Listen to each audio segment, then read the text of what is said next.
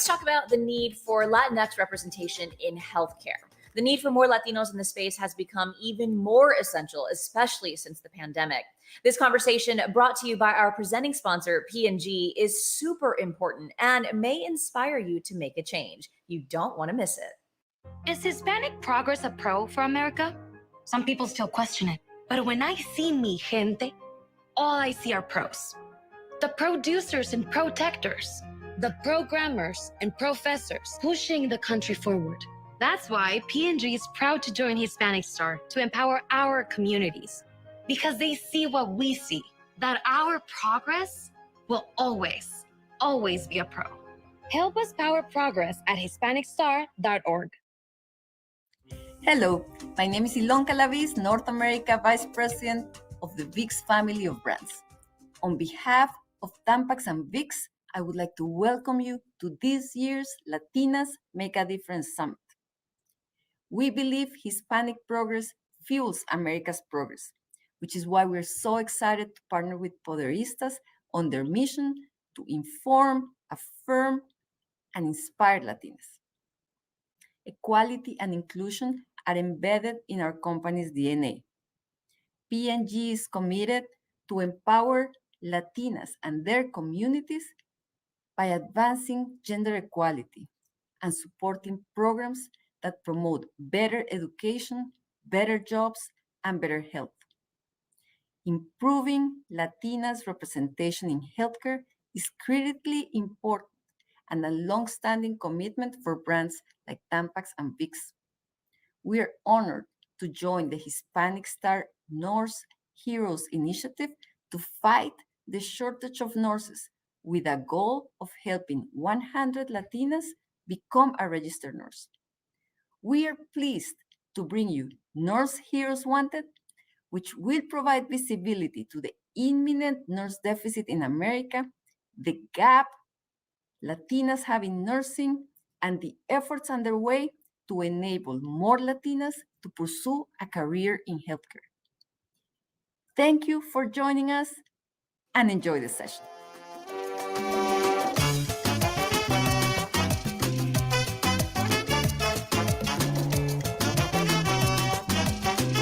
Hi, I'm Mónica Ramírez. I'm one of the co-founders of Poderistas, and thank you so much for being with us for the Latinas Make a Difference tour.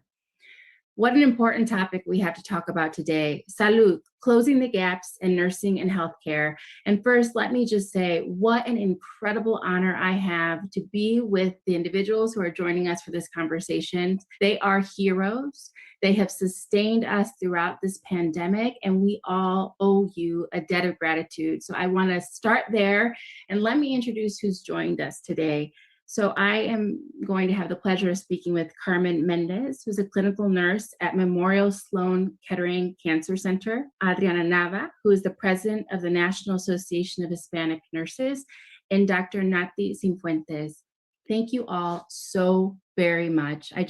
We have so much love for you, and I just hope that you feel that every single day we've been rooting for you and lifting you all up, and we have some important things to talk about today. So thanks for being here. All right, so what are we talking about? We are discussing the fact that the healthcare industry in our country, in the United States, is in desperate need of Latinx workers to better represent the communities that they serve. At the same time, there's a national nursing deficit. With so many nurses retiring soon, a whopping 11 million nurses are needed to fill the shortage. The good news, employment opportunities for nurses are projected to grow faster than all other occupations through 2026. So what are the questions that we have to answer? Why has nursing become such a dire need in some communities? How can having more Latinx staff in nursing and other health fields improve the quality of care? And what are the biggest barriers to quality healthcare for Latinx patients? And how can having more Latinx nurses and other healthcare providers help? These are big questions, but we're going to dig in today with the help of our experts to answer some of these. All right, so we know we have a representation gap, in particular in the healthcare field. And so I just would love to go to Adrianna first. Adrianna, thanks for being here. And could you just share from your perspective, why is there such a dire need for more Latinx representation in nursing across our country? Sure. So as we've all noticed, the Latinos in the U.S. we're growing in size. So we're close to 18% of the population. And when we look at whether or not our providers are also representing the communities we serve, as registered nurses and Latino registered nurses, we make up less than 10% of the workforce. So it's important for us to have representation within the nursing profession, but also to be able to address the needs of our community. Thanks so much for putting a fine point on the numbers. And when we're talking about the needs of our community, Carmen, what are some of the specific health outcomes that can be improved by having Latinx representation in nursing? Hi, thank you so much for having me again. But I mean, there's so much that can be improved. I mean, language, first of all, there's such a communication gap, with finding healthcare workers, nurses and doctors who speak our language, who are able to, really hone in on what's happening and with these patients and their ailments and their needs, and not being able to provide them with a healthcare provider that can understand their culture, that can understand their language, that can understand their, religion. Those things are so important. It's just not looking at the patient as a patient, but as a whole. We need to look at the patient as a whole. And you can't do that if there's some sort of deficit there. So it's really important to increase the number of Latinx and Hispanics in the healthcare field. Thank you so much. Much of my work over the years has been serving the farm worker community, a community that I come from. And I remember hearing stories from people about not being able to read the instructions on their medicine, not understanding exactly how they're supposed to be handling their own healthcare because they didn't have the Spanish language speakers there who could intervene and help. So such an important point, and thank you for raising it. The other reality is that we as a community, we are growing. We're now more than 62 million strong. We as Latinas face the widest pay gap, and we as Latinas actually have some of the largest student loan debt of all graduates from college. So I think people are probably listening to us talk about the shortage of nurses and the need for more people to go into nursing, and they're asking, but how? How is it going to be possible for access education in this area? And Dr. Cifuentes, I'd love for you to talk about, from your vantage point, what are the scholarships and opportunities that are available to our community to see this as a real professional opportunity? Yes, it's a big necessity that we have right now to be more able to take more Latin people already. So I think that one of the biggest thing is try to get more aid so they can achieve their academic goals. And I think because as Adrianna and Carmen, I'm totally agree with them, we need to bring more Latin people because we just understand how is our behavior and how are our feelings about everything. And also the language is one of the biggest problems, I think, because you can see I am in a non-profit organization just to women health education, and we can see how the women are coming with biggest health problem just because they don't know the language. So they cannot just go and have the opportunity to know about themselves and recognize when they have to just go to the doctor or the nurse and get help. So is why. Thank you. Such an important point. And, for those who are thinking about this as a career path, I think maybe sometimes we don't even know what opportunities are available. We don't exactly know what are the stepping stones in the profession. And Adrianna, in your position, with the Nurses Association, what are some of the tips that you're providing to people to understand the profession more so that they have an idea of what are the options that we even have available to us? What we really do really great at the National Association of Hispanic Nurses is we bring in individuals, whether they're student nurses or even beforehand. If they're interested in nursing, they can join our network. So we have local chapters across the country, 47 of them to be exact, and you can kind of see where they're at if you visit our website at nanet.org. But once you come and be a part of an organization, there's a lot of resources, which is like access to scholarships, access to mentors, access to individuals that are working clinical nursing, academic nursing, administrative nursing, research nursing. There's so many varieties and pathways in nursing, even within leadership, whether it's a healthcare organization, whether it's working for a nonprofit, that you really are exposed to a lot of information at a time. And if you join our national conferences, you get to network and meet people. So I would really recommend for anyone interested in nursing to join a professional organization to get your feet wet and be connected to individuals who are also passionate and want to help to see you succeed. And so, I touched on this briefly earlier, but as Latino workers across the country, we have a pay gap. It's a reality. We're figuring out how to catch up. And that reality also, unfortunately, extends to the healthcare profession. I'll share some data with you here. It said that Latina nurses are paid 30% less than their non-Hispanic counterparts.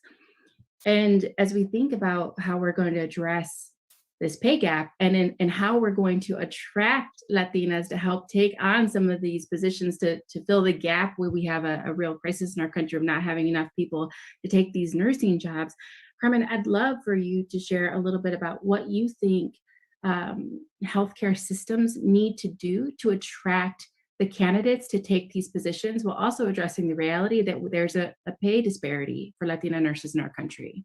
Yeah, for sure. I mean, honestly, and obviously, this pay gap needs to be addressed, and I think webinars like these and the National Association of Hispanic Nurses and Hispanic Star and all these other organizations are bringing it to light. And I think, when you become a nurse, when you become a Latinx, Hispanic nurse, go to these organizations and speak about pay, and do your research, right? Like, be like, well, you know what? I see that your entry level pay, speak to someone from HR. Because I know for me, and going back to kind of like how can you get into this, right? Because a lot of our people do come from impoverished neighborhoods and circumstances, and it's like you don't see yourself in that, right? Because growing up, I didn't think I could be a nurse. I was like, oh my God, that's so fancy, right? I grew up in New York City, and I was able to get financial aid, and then I did my research, and that's how I wound up in such a great institution, because I knew that this institution was going to provide me what I needed to continue my education, and they paid for me to get my master's, and I myself now, I'm a professor. And I think it's also about paying it forward and teaching the next generation and letting them know your worth, know your value, speak up for it. It could be a little daunting and a little scary to do that, up front, but, attach yourself to a mentor. Like, Adrianna said, these organizations are so great. The National Association of Hispanic Nurses is so great. I belong to the New York City chapter, and they are a lot of resources, and you can attach yourself to a mentor who can help guide you and make sure that you're not you're not in those shortcomings of the pay gap. Yeah, thank you. Knowing our worth, we've got to know our worth. We have to feel strong enough to ask for people to pay us what we deserve. And we need to say that over and over again and not be shy about it. It's hard. We've got to say that to each other over and over again. I know, sorry, it's just because Carmen and Adrianna just say something that is really important. The most important thing to try to attract more people, to not just for the nurse, if not for all the health field, because we need more Latin people in the entire field. So it's just, there is a lot of opportunity, different opportunities, just in administration, in clinics, in everything, research, many things we can do. So this is a really, really good thing to know, because many people can think just like, oh my gosh, this is a lot of work to do, maybe, and yes, it is, but it's paid. This is a really good feeling when you are helping your people, and not just our people, if not everyone. And this is really the feeling that we have inside is so big and so great and so, I don't know, maravilloso, that really is important to do. And they know there is a lot of like ways, path to take. It's so much variety. So yeah.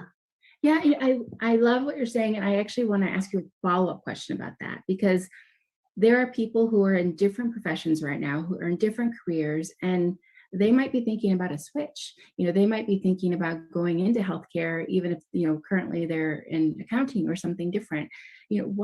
What advice do you have for them, Dr. Cifuentes, about how someone who's mid-career could make the transition to occupy one of these positions that you're talking about in the healthcare profession? They do have to look. There is a lot of opportunity in different academies just to look and just reach some scholarship or something to can just switch. And I want to put one example and bring to the table on the table because it's important to know. For example, I am OBGYN from Colombia, and when I came here, I saw the gap in women health education. So I create a non-profit organization, and now I always thought in my life I'm gonna be just in the surgery and something like that kind of stuff. And now I am with the community, just face to face, trying to help. And it's a really good to know we can just move our life, and it's really good. You can feel that all the necessities can just fill if you want. Just look.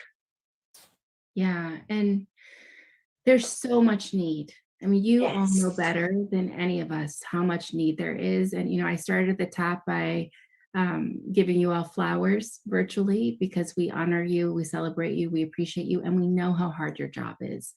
And one of the things that we're hearing about in the news and from people who we know who are in the profession is that not only do we have a crisis because people are retiring and leaving, but we have a crisis because people in the healthcare profession are feeling burnt out and extraordinarily stressed out. I'd love to hear from each of you actually on this question. What can be done so that we can actually help better support people who are in the healthcare profession as they are managing this moment of burnout, extreme need, longer than normal hours because of the pandemic? How can we support you, and how can we best support people across the profession? As a bedside nurse, it's exhausting, and people are leaving, people are burnt out, people are emotionally drained. And I think mental health is such an important part of our career. And I feel we need more access to mental health that honestly doesn't come out of our pocket. Like, it should be something that's part of our work, of what we need. The same way we need food and we need air, we need mental health therapy, because it's a lot and no one knows what we go through but us. It's kind of like, I compare it to like the military, right? Like, they know what they go through. Nothing like your healthcare, team to know exactly what you're going through, and you come home and now you have to be a mom or a wife or, a caregiver to your loved ones, and it's like never ending. I feel like with nurses, it's never ending. We're always taking care of everyone else, but we're not taking care of ourselves. And it's really important to address that, to have more mental health provided to us, to have more staffing ratios. I mean, that's something that we've struggled with for years. It's always a struggle. We don't have enough nurses, and having more staff is always helpful. But if that can't happen, for me, mental health is a big thing. Thank you, Carmen. And Dr. Cifuentes. I was just like absorbing all that Carmen said, because I'm totally agree with her. Actually, I think 3 challenges that we are now facing. The first is obviously there is to just face something unknown, and we have to try to figure out how to do our best with not the enough, knowing that this coming coronavirus. So it was terrible.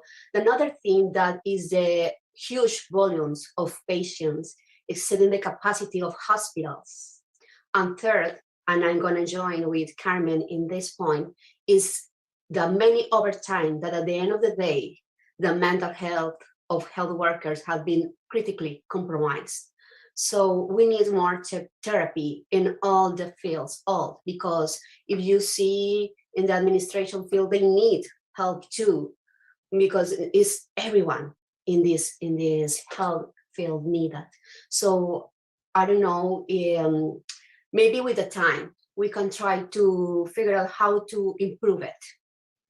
No, this is the good situation when we are starting to thinking about what we're gonna do. This cannot continue. And Adrianna, I'm gonna add a part 2 to my question for you. I want to hear from you about how we can best support you and your colleagues, but I'd also love if you could expand and talk about collective care and what can be done to ensure that there's collective care for folks across the profession, especially so that people who are thinking about coming into the profession can understand what sorts of measures are being taken to make sure that people can live whole, healthy, and balanced lives. Great questions. And yes, I'd love to chime in to the discussion here about mental health. I think a lot of our nurses have undergone a lot of changes to policies and workload and work-life balance and making difficult decisions early on, and continue to, that I think as a population and a community here in the US, we can really come together and get vaccinated. And that's one thing that you can do to kind of help alleviate some of the workload that we see in the hospitals for nurses specifically, and really encourage, your family and your friends, and if they haven't, done it, educating them on it if you've already been vaccinated, or point them to resources that can really go a long way. And then also for nurses who also want to make a change, again, I'm going to say join your professional organizations and ask for them to have position statements so we can, to have policy change. So I think that's another great way for nurses ourselves to contribute to change at the national level. And as far as collective action and what we can do that's cross-disciplinary, I know a lot of the work that we've done professionally as organization has been nursing focused. So we can definitely do a better job crossing over and working with other provider groups to develop collective agendas, so that way our voice is louder. So we welcome the opportunity for that collaboration. Well, I want to give a shout out now to one of our partners and our allies in this work, P&G. And in particular, I want to lift up some of the brands like Tampax and Vicks.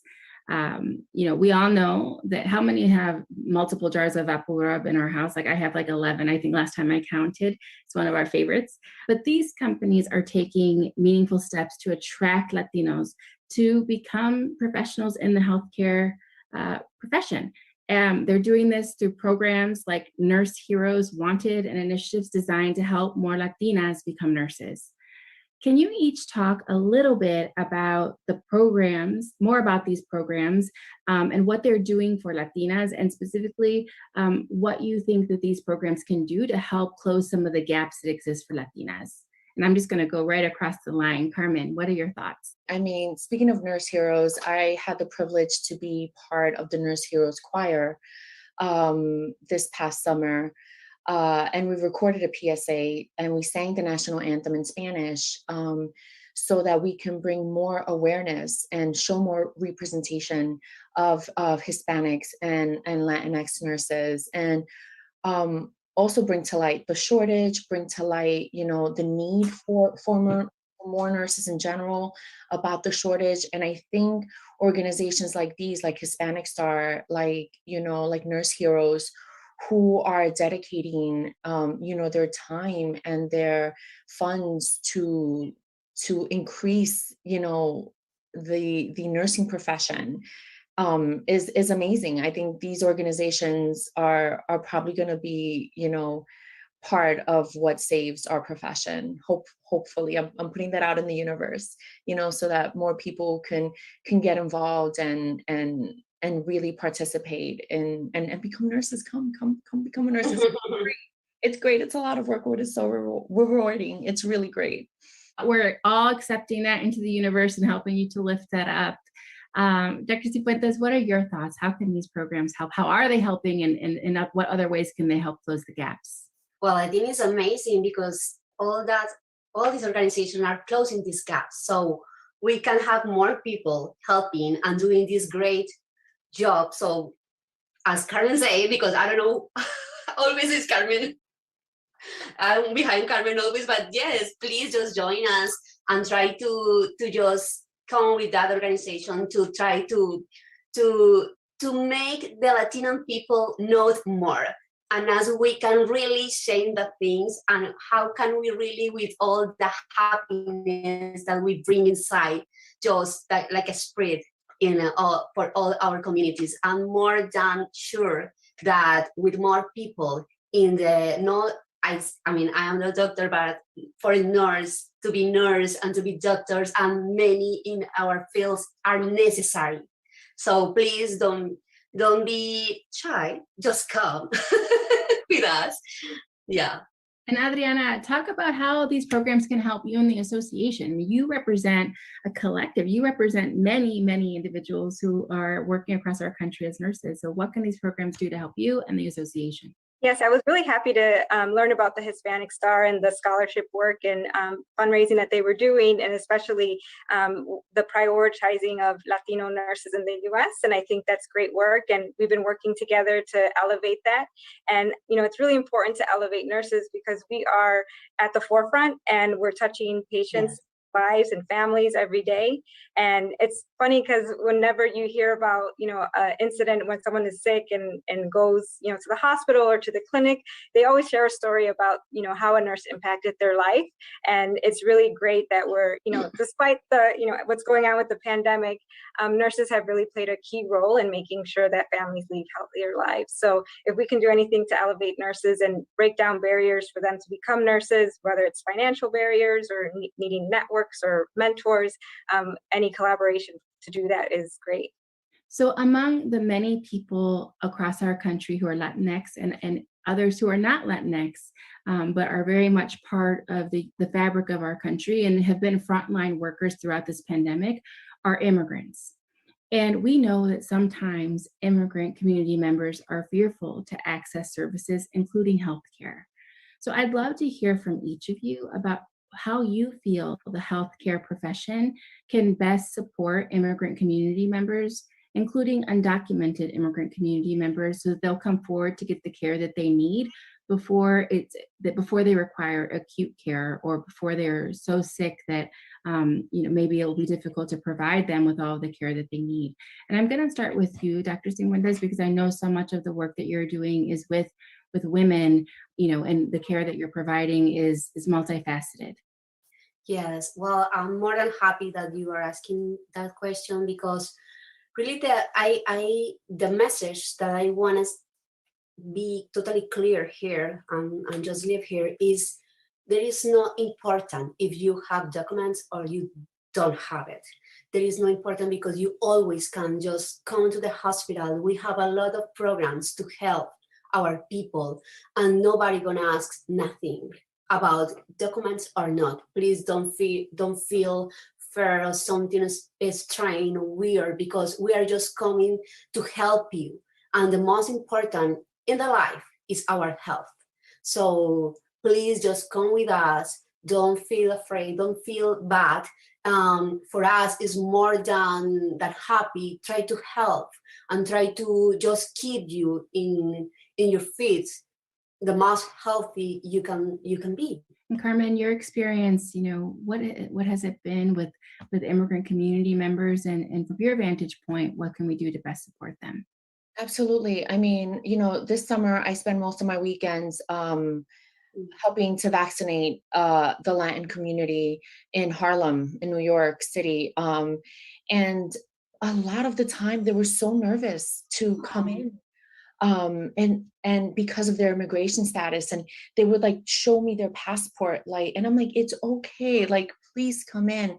Just like Dr. Naty said, like, you know, it's okay, you are entitled to this healthcare.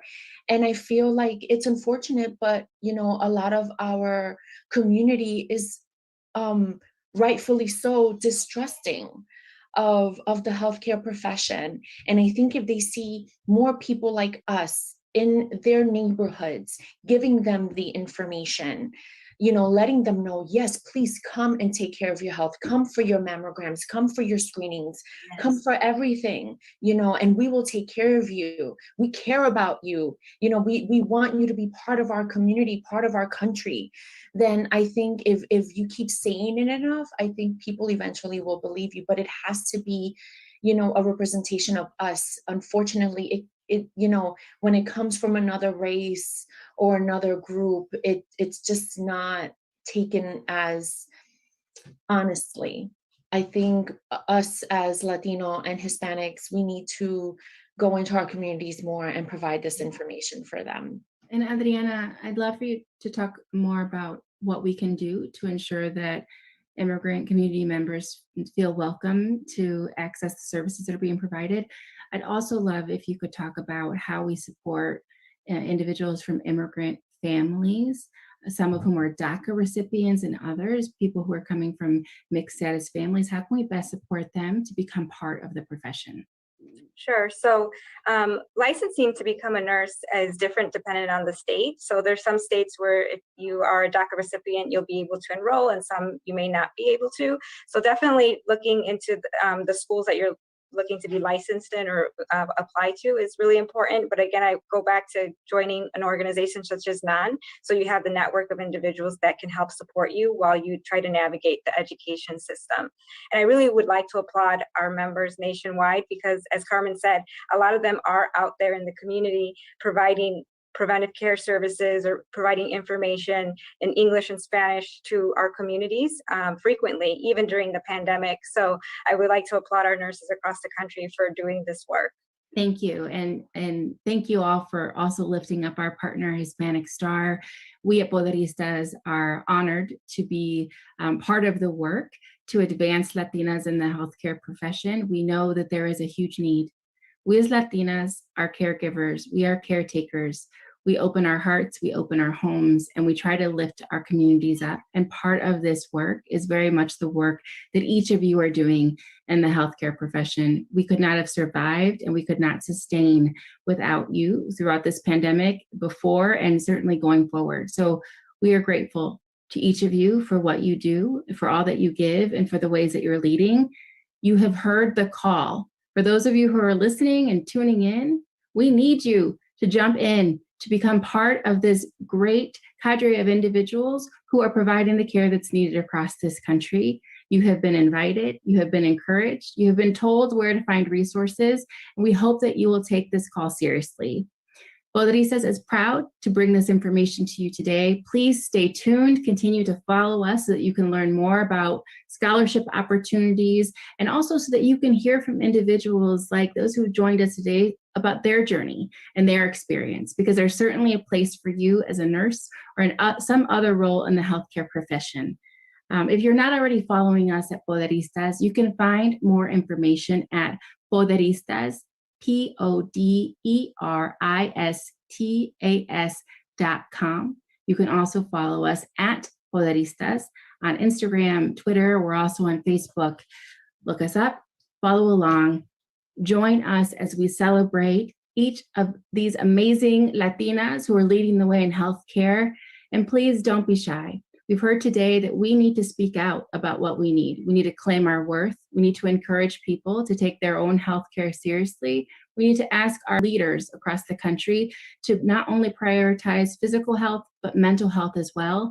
And we can do this together. So thank you each so much for joining me. We honor you, we celebrate you, and we thank you. Thank you so much for having us. What's